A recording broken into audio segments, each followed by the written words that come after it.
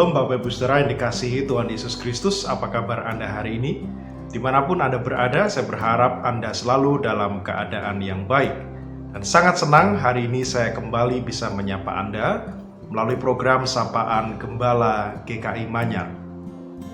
Saudara yang dikasihi Tuhan Yesus Kristus, setiap manusia pada dasarnya selalu memiliki dalam tanda kutip kekuasaan terhadap orang lain, baik itu kekuasaan dalam kadar yang kecil, lingkup yang kecil, sampai kekuasaan dalam hal-hal yang lebih besar, dalam lingkup yang lebih besar.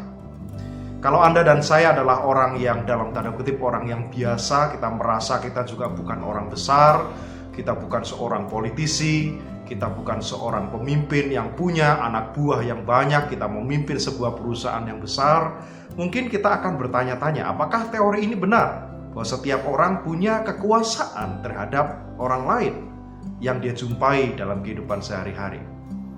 Nah, saudara, saya ingin membuktikan hal ini, bahwa kekuasaan itu tidak harus melulu soal bagaimana kita memainkan peran sebagai bos, ya, atau seorang pemimpin besar, seorang presiden, seorang politisi yang memimpin banyak orang. Sejatinya isu-isu kekuasaan itu selalu kita jumpai dalam kehidupan kita sehari-hari. Saya punya satu contoh yang sederhana, saudara. Anak kami namanya Aaron, sekarang usianya hampir menjelang 4 tahun. Desember nanti dia akan berulang tahun yang keempat. Kami punya sebuah aturan kecil di rumah untuk Aaron.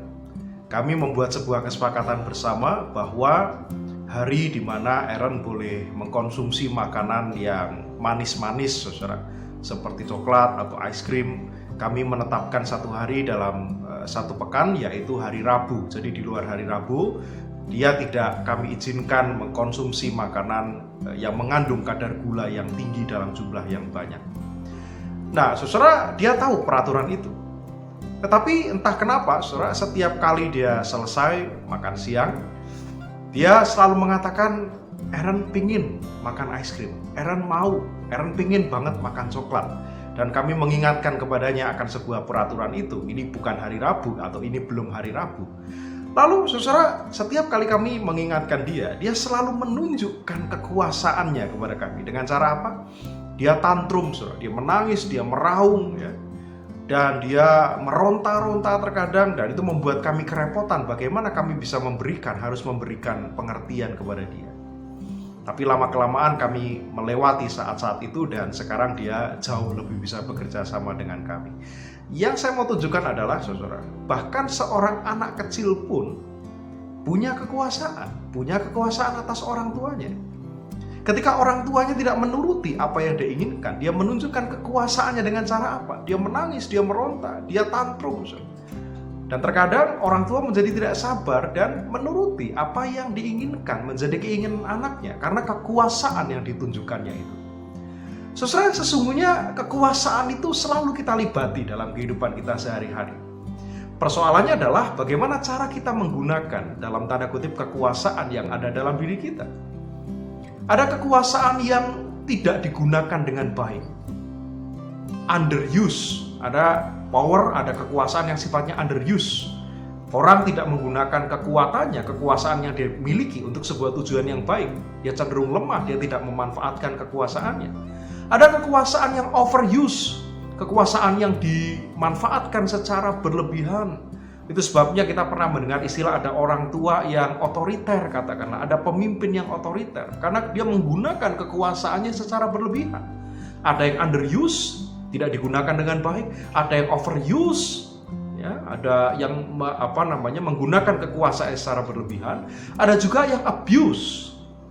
Ketika dia menggunakan kekuasaannya, ketika seseorang menggunakan kekuasaan yang ada dalam dirinya untuk melakukan sebuah tujuan yang tidak baik, melukai orang lain, merugikan orang lain, melakukan kekerasan terhadap orang lain secara mental maupun secara verbal atau secara fisik. Nah, saudara, bacaan kita hari ini menarik.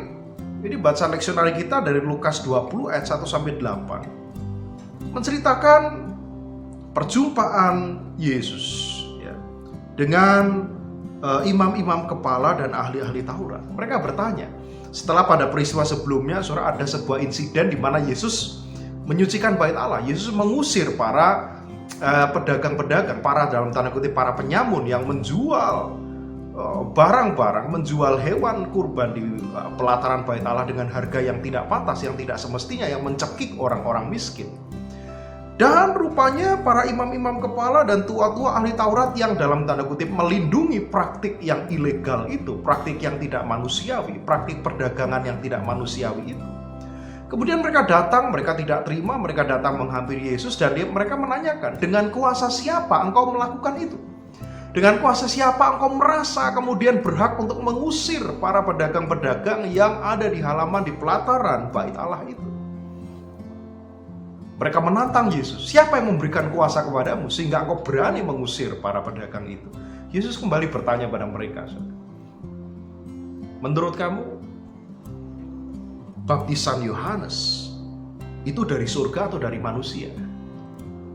Dengan kuasa dari mana Yohanes itu melakukan baptisan? Dari surga atau dari manusia? Dan mereka terjebak, saudara, di dalam pertanyaan mereka sendiri, di dalam logika yang mereka ajukan sendiri. Mereka terjebak sebab Yesus memutarbalikkan pertanyaan itu. Nah, saudara, mereka katakan apa? Kami tidak tahu. Ya, kami tidak tahu dari mana baptisan itu. Dikatakan di ayat 7. Nah, kuncinya, saudara, ayat 8 Yesus menutup dengan sangat indah.